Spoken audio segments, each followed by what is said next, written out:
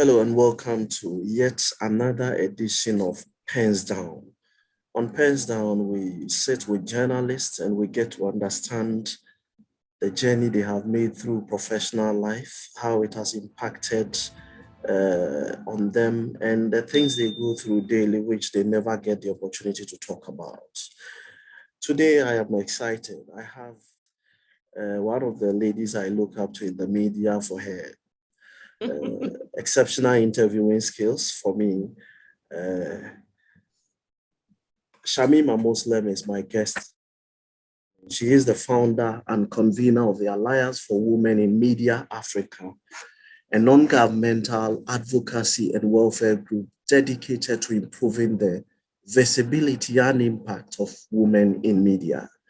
She is a distinguished and award-winning broadcast journalist, formerly with CTFM and Metro TV. The highlight of her career culminated in her being selected with two others to host the 2012 vice presidential debate for Ghana's 2012 general elections, and also being a member of the three pioneer representatives of Ghana at President Obama's Young Africa Leadership Initiative in 2010. She is a development communication specialist, a trained facilitator with special strengths in process input, advocacy, negotiation, gender, leadership and presentation skills, as well as media and communication skills. Shamima, you're welcome. Thank you very much. And it's a pleasure to be joining you to have this conversation.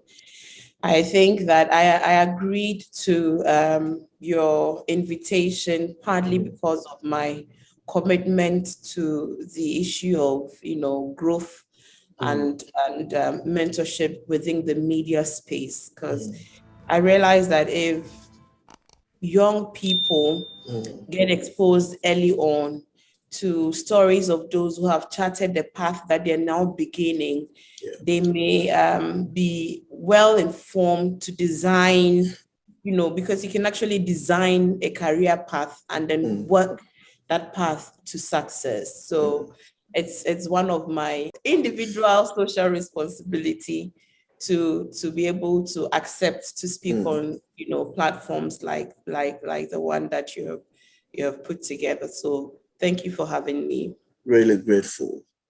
Was it always journalism as a career choice while you were growing up? Was that the only thing which was on your mind? No, it wasn't. I think, throughout primary school, I would watch people on television and admire them.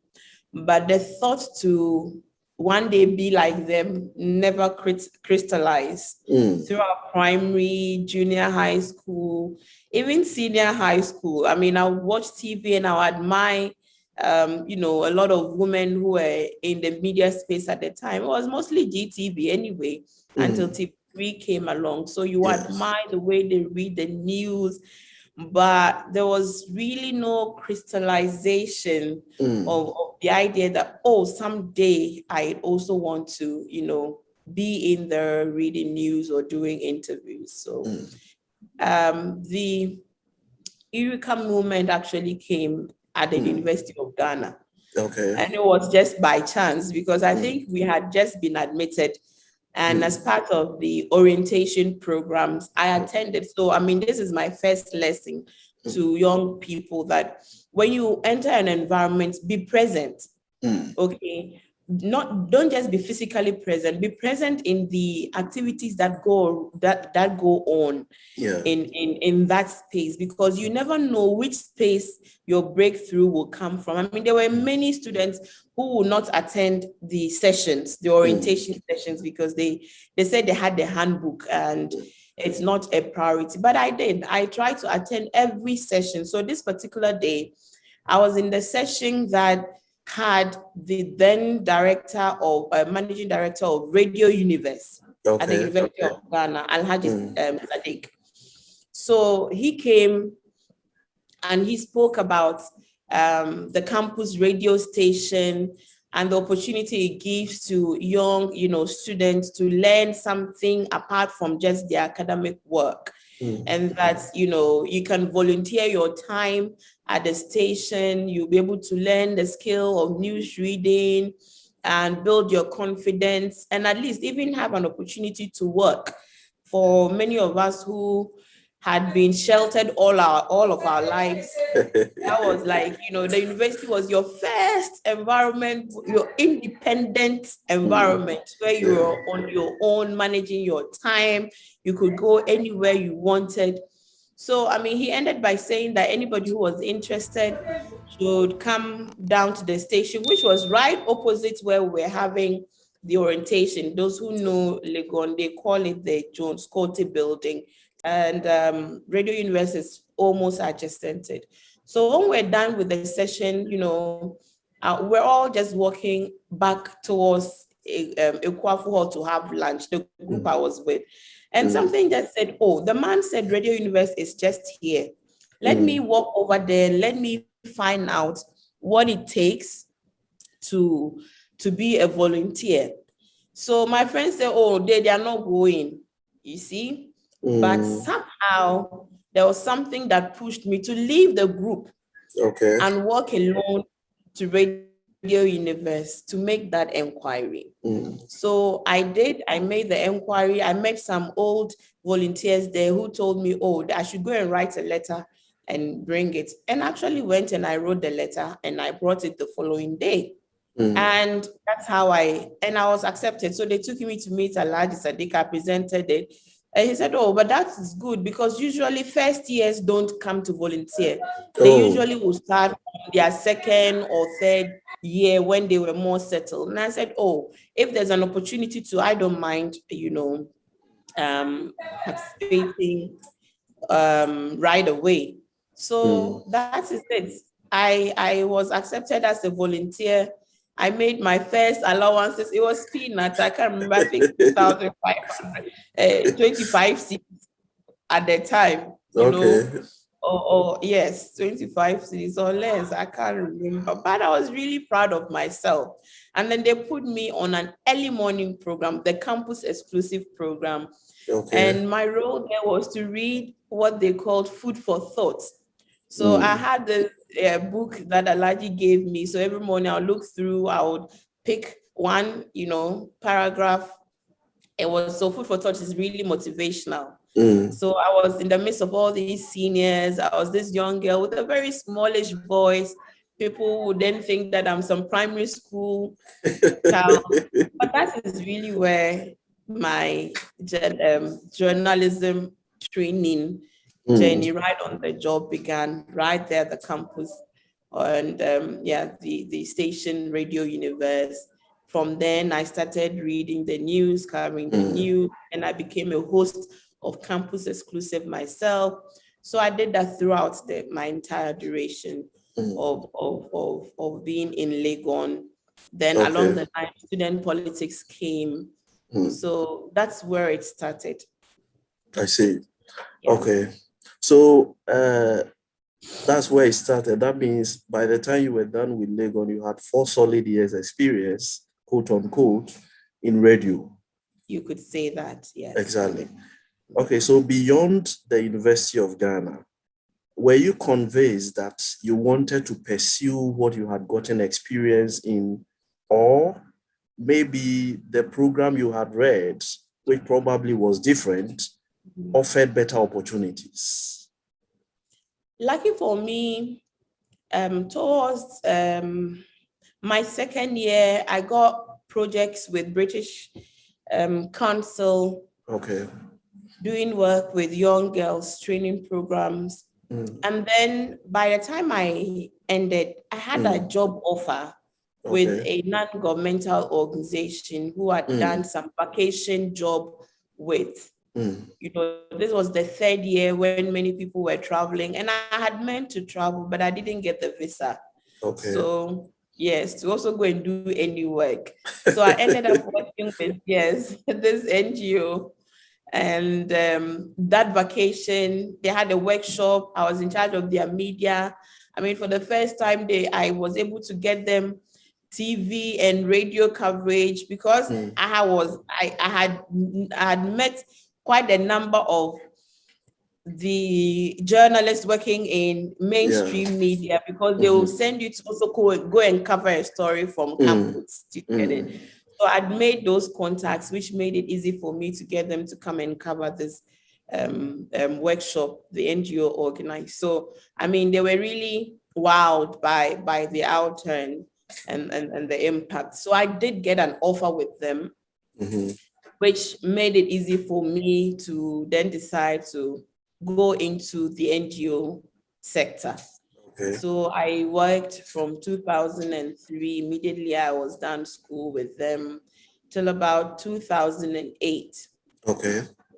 Yes. So the 2008 elections, and I just started feeling restless again, wanting, to be part of the action. I had waking up one day and I had just missed radio. And I could feel the tempo. Election, the tempo was, gingering. But before then, a friend of mine had introduced me to TV Africa. Okay. So he used to attend, what do you call it, the newspaper review. Okay. And I made a comment that, I wouldn't mind doing this, once a week.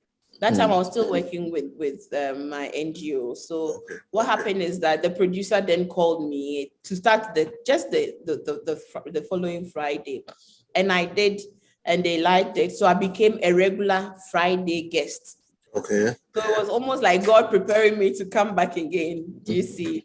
Yeah. So yes, I became a Friday guest, and then TV Africa even offered me a program. Obama, I hosted Obama. It was a female interviewing women doing exceptional things. Yeah, great stuff. So I was in the middle of recording my first season when the call from CTFM came.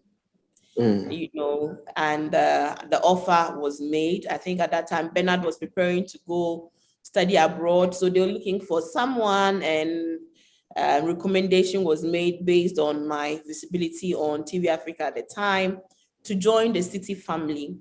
So I did resign and I joined City FM in 2008. I think it must have been the first quarter, like March. I don't recall the exact month, but it must have been in the first quarter. So I joined City FM breakfast show with Bernard. And very soon it was realized that morning show wasn't for me. Okay. The feedback wasn't positive. My voice was too small for morning FM. And in the mornings, some people are not morning people. My throat is not yet clear. So there were quite a lot of criticism, and I began thinking, hey, had I made a mistake? What is it that I have moved and I'm not getting positive feedback? And so, eventually it was decided to that I should be moved to prime. So I did prime time. No, I didn't do midday. Then the station manager, Siemens, together with a few producers, came up with an idea to do a campaign-focused program in the afternoons. Okay. So I think I have to say that City FM started this afternoon current affairs talk show. It was not in our media space at the time. In 2008, you will not hear afternoon radio discussing politics like you hear now with even the three stations. As Empa came way later. Yeah. So we started campaign thrill, I think, to campaign trail. So we started the campaign trail first.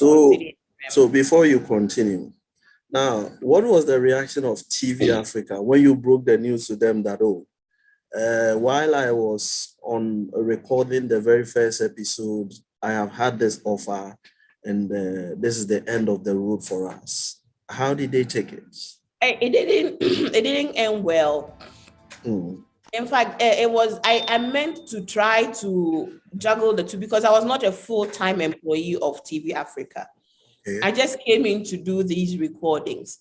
So when I started the city, I think the proposal was they were unwilling the time, because once I started a campaign trail and you insist to do recordings in the afternoons, then there was a clash. Yes. So and there was an unwillingness to compromise. So I think after I had recorded a few episodes which they played, we didn't continue with the agreement.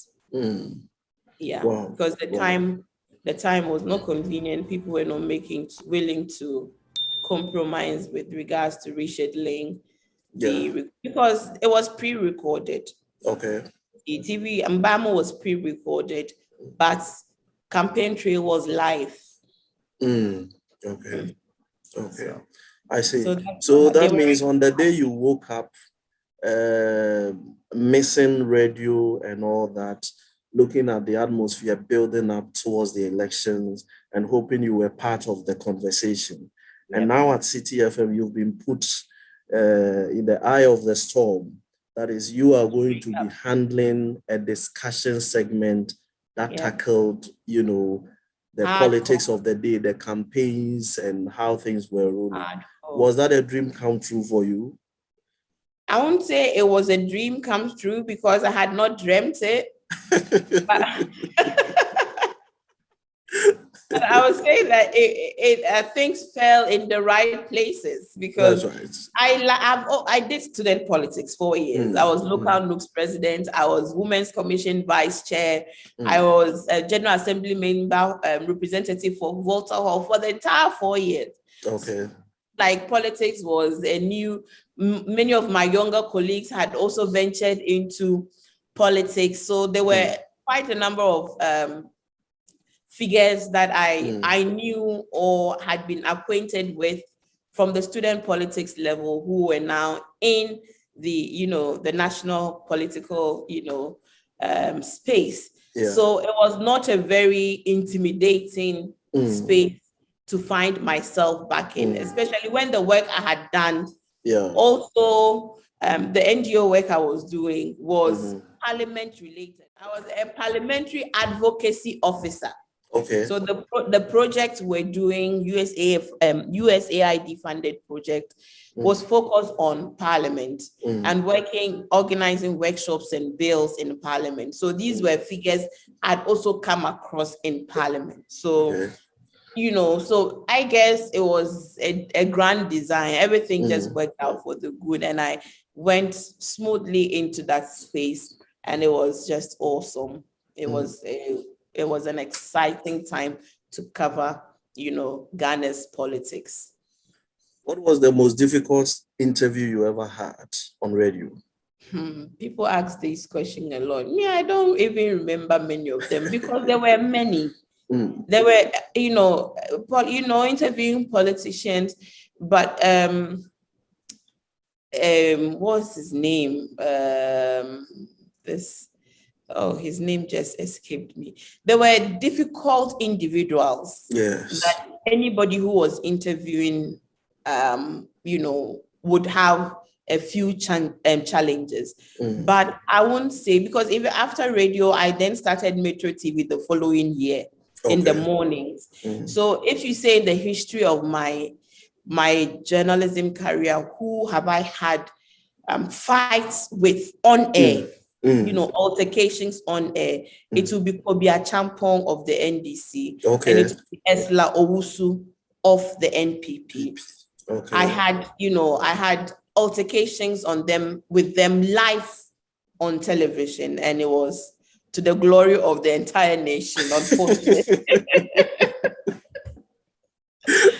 You get it. So, but apart from that, several individuals would give you a tough time. If you ask me about my fun interviews, I had regular interactions with Abayate on my Point Blank program and Kofi Wayo. So later on, we will fall out because he will take offense at some interview. But Kofi Wayo and Abayate will be like your typical Friday Point Blank guests. So it's light, it's funny, it's entertaining. Yeah. Exciting. So those two individuals will be like my, Kofi Wayo and Abayate. I will recall very fond memories. People I loved to interview also included Sir John, the late Sir John Godby. Yes, he was always mature. He would give you a good interview and he would challenge you too, because they were smart at their job. You can't push them to say what they don't want to say. Do you get it? So you always learn to hone your skill with people like that. Aggression on air, several. Coco Anido gave me aggression on air several times. Who else? Yes. But generally, because in 2008, NDC won the elections, you recall. Yes. Right. So in the 4 years or so of my journalism career, I would then appear to be friends with NPP more than the NDC. And I always tell everyone that it is okay, because people in opposition are always friendlier to journalists. Yeah, that's a fact. Because they are not the ones you are interrogating. Because if NDC is in power today, and I have an NDC and an MPP representative, so on Fridays I will usually have Nana Kumia and Samia Blakwa on Metro TV, and it was one of the was widely, because they were always civil to each other. And I'm always telling journalists that it is okay, because a party in power would have more questions to answer than an opposition party. You get it? Yeah, so because you they as manage our taxes. Will be perceived to always be more demanding of the representatives of the party in power. That's right. And that is as it should be, because they are the ones holding the national purse. They are the ones whose social contract with the people is now under scrutiny, because it's their manifesto that won the day. So how much can you ask an opposition person other than, when you were there, what did you do? And what else would you do if you came back on the same matter that you are criticizing the person who is now in power with? So an opposition person, by the first year or two, because in the first year you'll be critical of the person who has just left power, because it is their legacy and that you're marking now. But once we get into the second year, the government in power can no longer be making excuses that, but the NDC. That's why the NDC is out and you are in. Do you get it? Yes. So I had those challenges with members of the NDC. Was there anybody you interviewed who really, you will say, intimidated you? There are some people who really will want you to feel their very presence, and they would talk down on you. Okay, the name I forgot was Tony Edu. Dr. Tony Edu. Tony Edu, he was smart. Oh yes, very intelligent. And so to interview Dr. Tony Edu, you yourself you have to come prepared, because you won't get away with it. Yes. So I mean, I loved interviewing intelligent people. Because I always got away learning a thing or two about myself and honing the skill. Because if it's easy all the time, you are not learning. Yes, that's true. That would be tough for you to move on to the next level of your own capacity.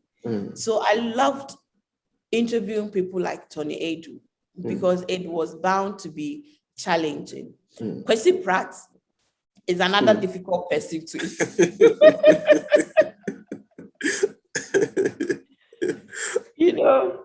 Because he was a regular too on my Metro programs. Yes. Because of Uncle Kwesi Pratt, I even had a fallout with, I had a fight with another, what do you call it, guest, because they thought I was giving Kwesi Pratt a free rein. But your representative is also sitting there. So if Kwesi Pratt is saying something, I cannot be the lawyer for you when your representative is there. So if you don't bring a strong person to meet with Kwesi Pratt, you cannot come and blame the host. Do you get it? That's These right. are all the things, that sometimes these political agents, they have this serious entitlement mentality. Yes. But journalists, I always tell my friends that, look, the politicians are not your friends. So that's true. They are not your friends. No matter how nice they are with you. Nice with you, they are not your friends. They are in there for a purpose, and it's part of their strategy to use bad cop, good cop things to get you, to get you on their side. So some would use aggression, then another person will come and try to sweet talk you. From both sides, I got it. I mean, when Kobe virtually attacked me and I attacked him back, it was a lot of my friends from NDC who called me to tell, because they saw how it played out, and it was not a fair comment to make. So that year, my Kobe's fight was in the beginning of the year, telling me they know my paymasters. By the end of the year, I had a fight with Esla also on there. So telling me they know my paymasters. And I said, I must be rich then. So my bosses would tell me that if all the political parties are attacking you, you're obviously doing something right. And I've always had a deep sense of fairness. Even if I have my preference, I've always from childhood had a deep sense of fairness. So I've always told myself that I will not use a platform like a media platform to go and do the bidding of anyone. And I always challenge them. They should come and let me know which politician, because I won't accept it, has given me anything to influence me to do anything. None. None. Where or who taught you how to interview? Okay, I would say this, that whilst do I even know how it started? It definitely started from the Radio Universe training. Okay. And then student politics. Building that confidence, and then the public speaking skill always helps. And whilst at the university, I went through a 1-year training program at Frederick Ebert Foundation. 1 year, every weekend we were there. The whole Saturday, Sunday.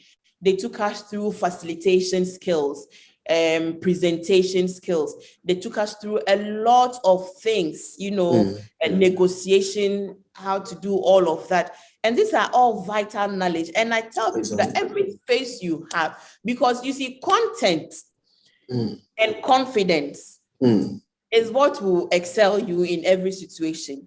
You have content, you have confidence, delivery is a bit easier. That's right. Especially if you've had that training, because that training was very experiential. It was very practical. Every week we're doing presentations. Every week we're writing. Every week we're facilitating conversations and sessions, as part of the training. They expose us to a lot of and knowledge about politics in Ghana, in West Africa. We discussed issues of EPAs, Economic Partnership Agreements. This was all in my university days. So then I now come into NGO field, development orientated. I was working with lawyers all the time. So I'm not a lawyer, but it will wrap up on you a little, isn't it? That's right. That's right. And the lingua of the lawyers will definitely rub off on you. Yes. Definitely. Plus, yes, I mean, I was always a good student from primary, came down a bit, but I'll always survive last minute, but I would always cross the finishing line. Wow. So, is there anybody you really wish to interview, but you've never had the opportunity to? I've always said that I wanted to have interviewed the former President Rawlings. I never had the opportunity to interview him or John Kufuor Unfortunately, I didn't have the opportunity to interview the presidents, Okay.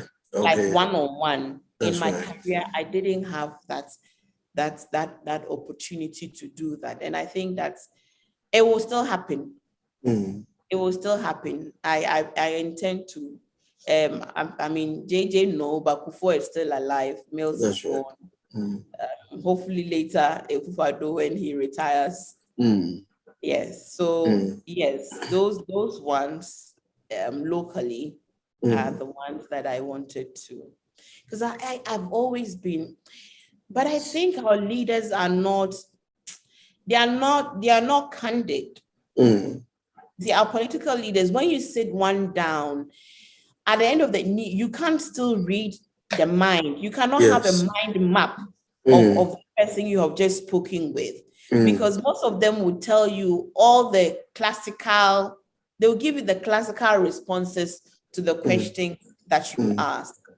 But to have a leader who, after his tenure, concedes things that he did wrong, the state of his mind around the time that he made certain decisions, things that he regrets, he did or he did not do, what informed those actions, like things that would deeply, deeply provide vital, lessons to those who are still, coming. And that's why they don't write books, because they cannot be funded even if they were to write the books. You can't be 100% honest about it.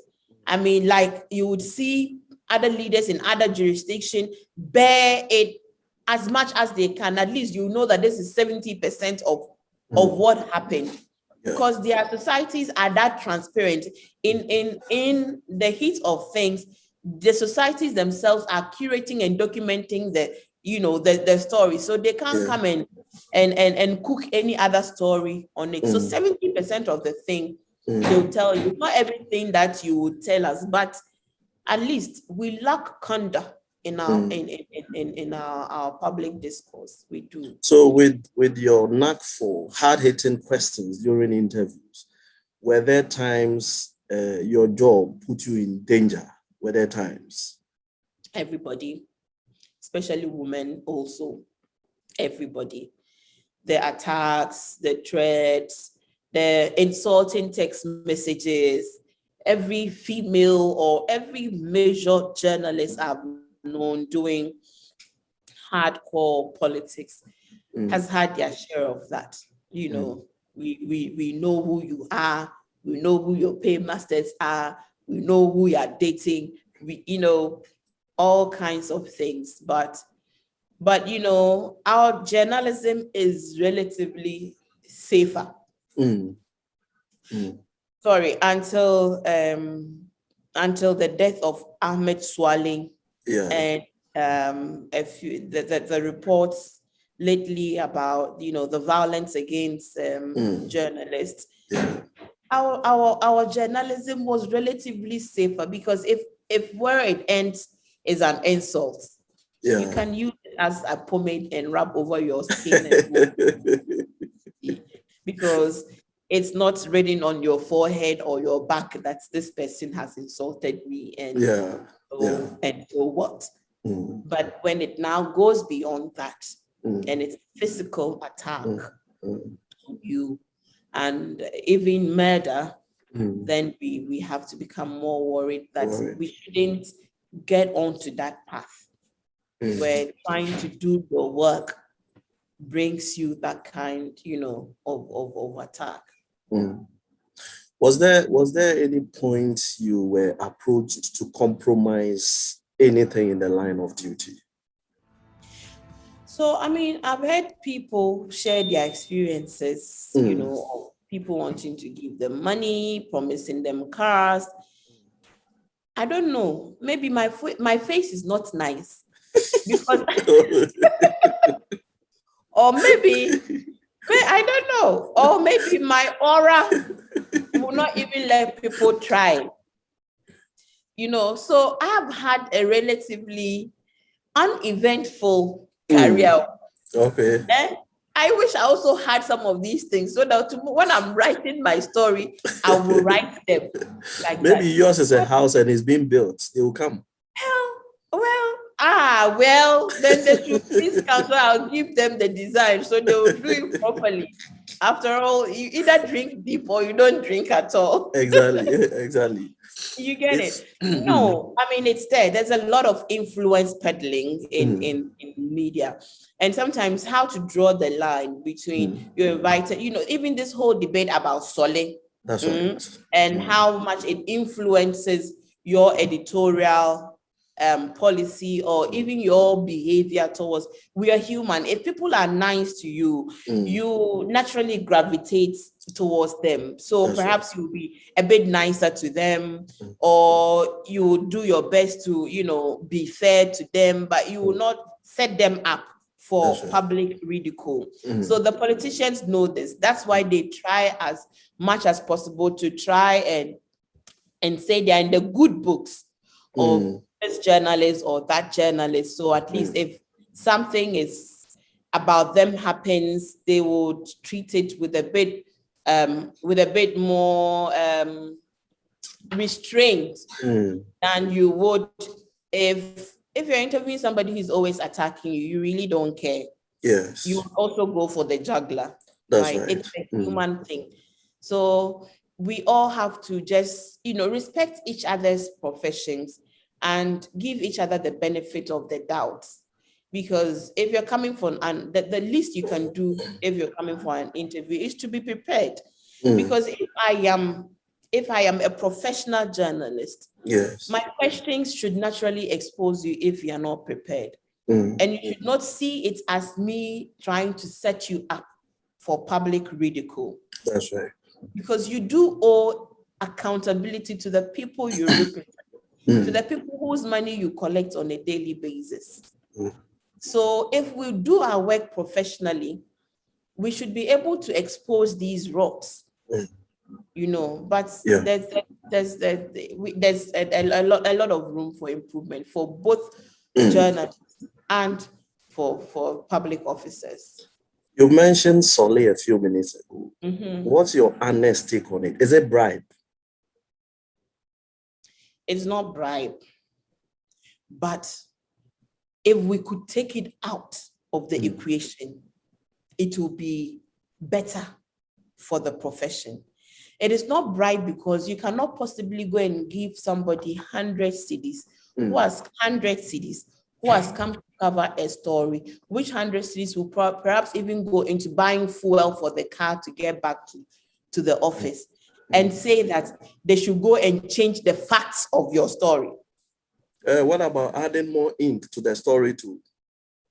To make it what? Beautifying it a little more. So, because many of the people who it's the corporate organizations who have this money to give, and the image of you, and these are organizations who have money to come and buy airtime and still promote their organizations. They try to build a core group of people who they will take along for a long period, who understand the history of the organization. So they actively groom. What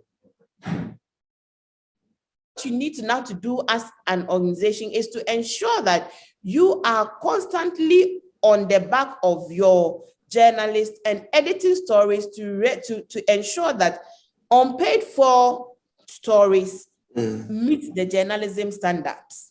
Okay. Because media organizations, you also have a responsibility, because humans are humans. Humans can compromise. But I'm saying that it is not bribe, because 100 cedis, 200 cedis, 500 cedis cannot change the facts of a matter, especially when there's crisis. Doesn't it depend on who is receiving that? To somebody, that one is a dream come true amount. To another person, that's some chicken to do change. What? To come and say that, hey, the mine did not collapse when the mine has collapsed. That 2 people did not die when 2 people died. Do you get the point I'm saying? In crisis situation, no amount of money you give will change the facts of your case. That's right.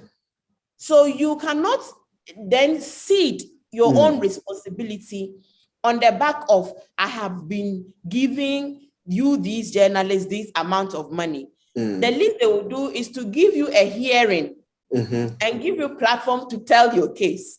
That's right. If your case is not sweet, no matter how many platforms you get, the case will not be sweet. You get the point I'm making? That's So right. they build this relationship for crisis movement, because in normal times it's everyday matters. It's nothing extraordinary. You go cover the story, you come and write it, make sure that the person, gets a hearing of the story. In everyday matters, it is of no import. It is towards the crisis situation. And if you, the organization or the political party, do not have the proper crisis management mechanisms in place, no matter how many friends you have in the media, no matter how many platforms you have, you will still have the collateral damage. Is political ownership of the media a reason to be worried? It is. If 80% of our media is owned by big politics and big business, for the development of media, regulators and watchdog organizations must be worried.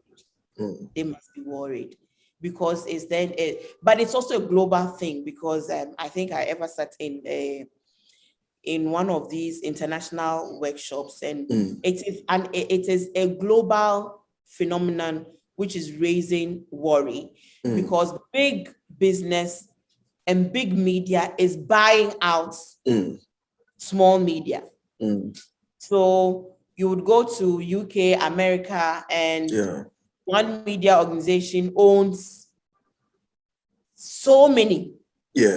A conglomerate of so many. They've bought up all these independent,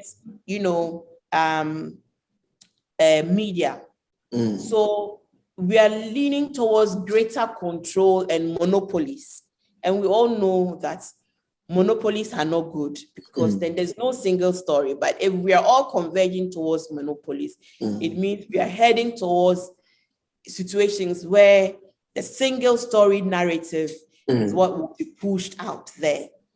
And the media is so powerful to leave it in the hands of a few to control the minds and the hearts and even destinies of nations. So it is a matter of worry that politicians and businesses are buying up media space. At the end of the day, it will boil down to the core values of the individuals that make up these organizations, that no matter what the influence is, that the core values of the profession should not be erased, that we are building and training journalists who are professional, who will not shortchange the profession on the back of the whims and caprice of any big brother politician or big brother business breathing down their necks.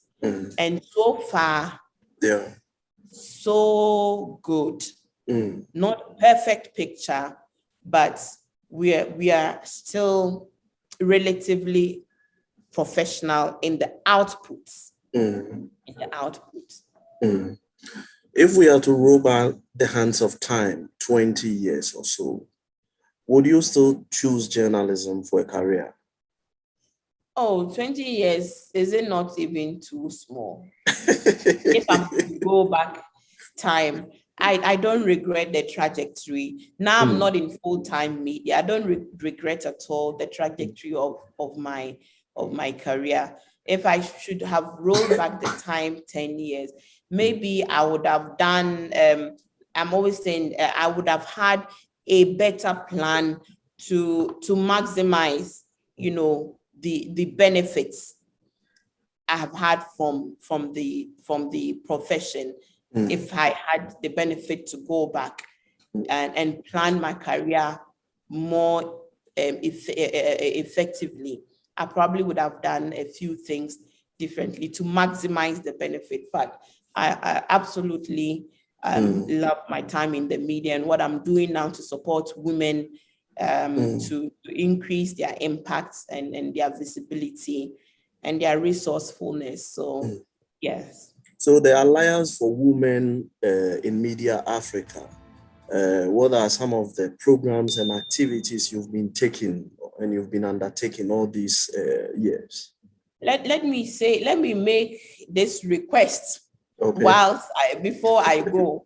In this new year, I'm hoping that God will touch the hearts of anyone who is in the position to support us to get our office, because I've been working from my home office. We need a resource center now, where we can stock with the required, infrastructure that will support the work of women in the media industry. So into this new year, my biggest heartache and wish is that Alma would get an edifice and get the resources to stock this edifice so we can provide safe spaces for women. We can provide training space for women in digital media, for example, because I realized that a lot of women are doing so many other things on the side, because it is not easy now for many media organizations. And if people are not industrious, they get affected, and women get affected more, because it's actually more expensive for a woman to be in the media in terms of even her appearance alone, especially TV. Clothes, makeup, hair, shoes, all kinds of things. And they are the least paid if you compare the incomes, because many of them are not in your high income earning brand or positions. Now changing. If you open the station, TV or radio, you see many beautiful faces. You see many feminine voices. It wasn't like that 10 or 15 or the 20 years that you refer. So we are happy about the increasing numbers, but we want to support women to grow in the industry. As you know, we published our first ever State of Women in Media report, which the US Embassy helped us to conduct. So we'll now be able to track progress more scientifically over the next couple of years to see whether we are seeing growth, if they are staying in the industry, how do we support them to diversify and use digital tools, and how do we also help them to monetize their talent so they can earn incomes, from different streams to supplement what perhaps they are getting from mainstream. So our programs are empowerment related, their voice, because we want to hear more women, pundits and advocates speaking for and behalf, representing the issues of women and female children. So we have empowerment programs to build our own capacities, voice to train them to take up the mandate and the mantle to speak and to advocate for your own issues. And then we have our honest. If somebody, yes, in the paya idea or say, and yes, that's right. It's okay. So we want to also be identifying, be rewarding, be celebrating those that are making the requisite gains that we want to see, will tell their story, so younger women will know that it is possible to, move from a certain trajectory in the media to success. Beatrice Ajiman is one of our success stories. Moved from a journalist, and now she's the group, head of Media General. Nanaba Anamwa. It's one such stories that we must celebrate, so people know it's possible to come into the media and grow to this, position. So these are the things we want to do into the next year. Remuneration, when it comes to journalism, is one of the most, in fact, I have heard some of the most depressing accounts and experiences on this platform. What is your own experience with remuneration while you worked? Our study found the same thing. I mean, women are earning between 400 cedis to 2,500 cedis within the range of being broadcast journalists to even some management or mid-level position. 400 Ghana cedis. What are you going to do with 400 Ghana cedis? That's not enough for transport. No. And that's the range between a majority of the women we interviewed and between this salary range. And you see, we are media, but we are very guilty, like the legal profession. We are very guilty of some of the things we try to throw light on, some of the breaches of labor and, or of welfare that we try to hold other companies' accounts. We hardly turn the spotlight onto ourselves. So there's a lot of secrecy, even to do research on incomes. People don't want to be candid about what the real situation is. The media managers will tell you that it's a talent industry. A cannot get the same as B if A is not bringing in the same as B. But let us know the salary. But in the public service, you know the bands and you know the incomes, and you know it. We can get access to it. That's right. We don't have that. We don't have that. So one person in the media organization can be getting 10,000 Ghana cedis. In the same media organization, somebody who is out there every day trying to bring stories, who is working very long hours, is getting 400 Ghana cedis or 500 or 600 or 700. There are huge income disparities. Huge income disparities in the media space. And if our media leaders are not having conversations about how we at least regularize some of these things, then we are not seeing growth, and people would then be compromised because they have to survive. Their children have to go to school, they have to pay fees. Do you see it? Yes. So it's a survival thing. We have to have the conversations and figure out how media models can become more financially viable as to be able to pay their workers proper, humane salaries. Social media is changing the face of journalism practice. In fact, it has virtually launched the journalism careers of millions untrained across the world, called citizen journalists. And for you, as somebody with an interest in media, that is women in media across Africa, how is the issue of social media being embraced, especially by female journalists across the continent, and how are they really taking advantage of to better their working conditions? So there's an article I read some time back. Reading back, I got the name. She's one of these international women in media, has done a lot of things. And it was saying that social media has actually provided loads of opportunities for women, and even women who have decided to stay at home to work.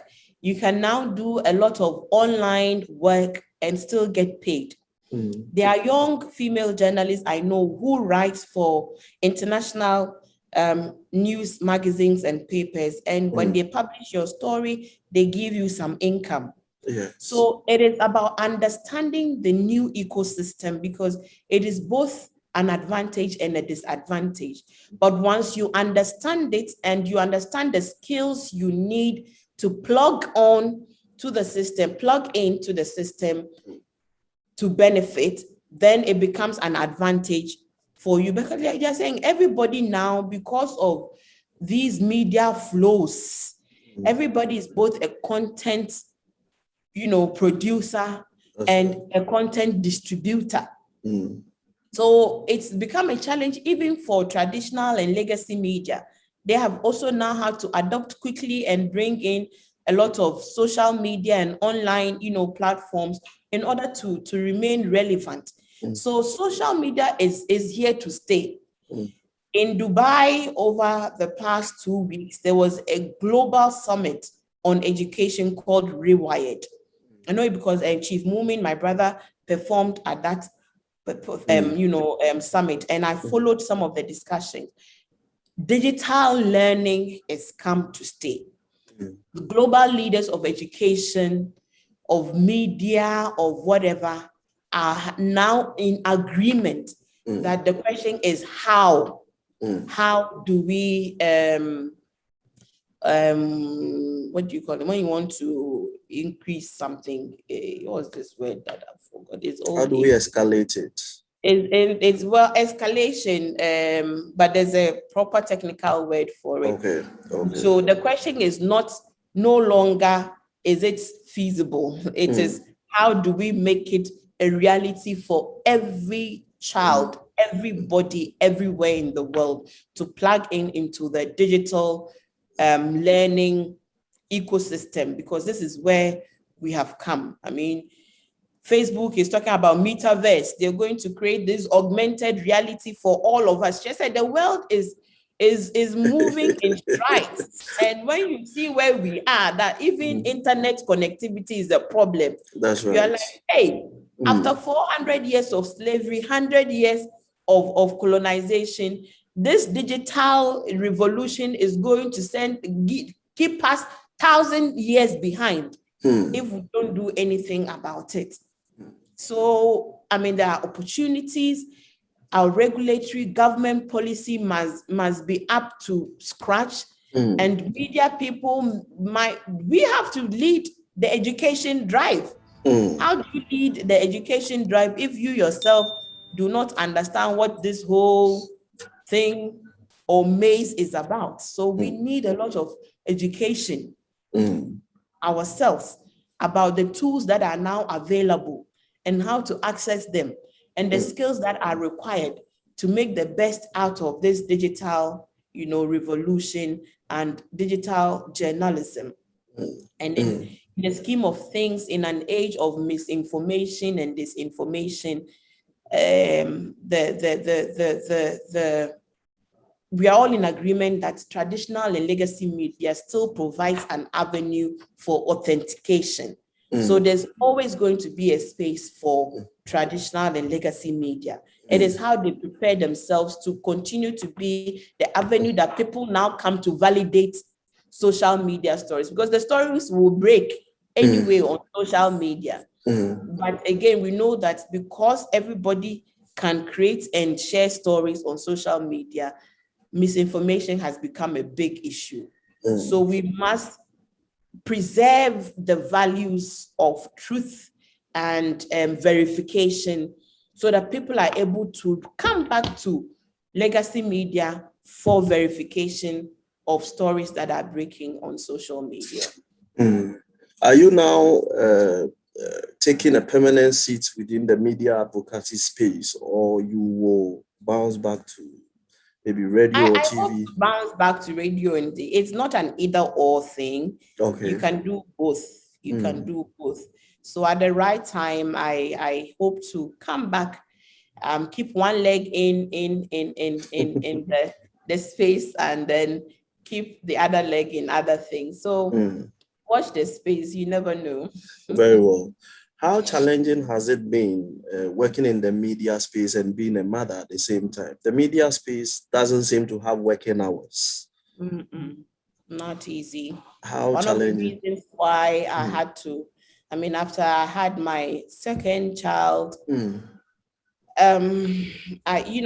there's choices. Yes. And I always tell people that some people don't have the benefit of the choice to decide to step away and focus on what you think is important to your life at that particular moment. Yeah. Some people don't have the power to make that choice, so they have to necessarily combine. Look at the COVID period. Women had to leave their job because it was impossible to have 3-4 kids doing online and having you away if you don't have the resources to buy the resource to keep, like to buy it, to pay for a teacher or someone else within the household to, if you don't have that kind of support network, you have to make a decision whether your children's education is better than your career, or your career is better than your children's education. Something had to give. And many women had to leave their jobs to stay home and supervise one whole year their children, those who could not afford. So it's not a choice everybody can make, because resources are not enough. But it is not an easy combination. No weekends, no holidays, long working hours. You have to have an understanding partner and a very supportive home environment to still be able to do your work effectively in the media, especially if you're growing, when the responsibilities, even at work, becomes more. So we find out that the average age for women in our media from our report was from 18 to 35. There's high attrition. As they grow, they leave. Because now there's no clear career path, and the combination becomes a challenge. There's no supportive. You have your 3 months of leave. You have to come back. So many leave. Many leave. At the point where their skill will now benefit the industry, they leave and they go to corporate. Matilda Santi, she's in coach. She's a big woman now at that sex band. That's one talent loss.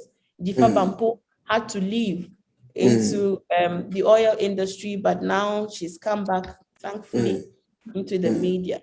You see. My final question. Yeah. What is your honest assessment of journalism in Ghana today? We've come far, but there's still a lot of room for improvement, individual and collective, and we must stay the course.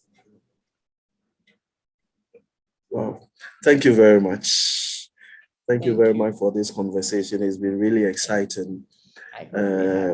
And viewers, thanks for your time, for joining us. It has been Pens Down with Shamima Muslim. We'll be back another time with yet another journalist who talk about his or her journalism journey. Stay with us. If you haven't subscribed, do well to hit the button so that next time we are live, you will be notified to join us. Thank you very much and have a blessed day. Bye.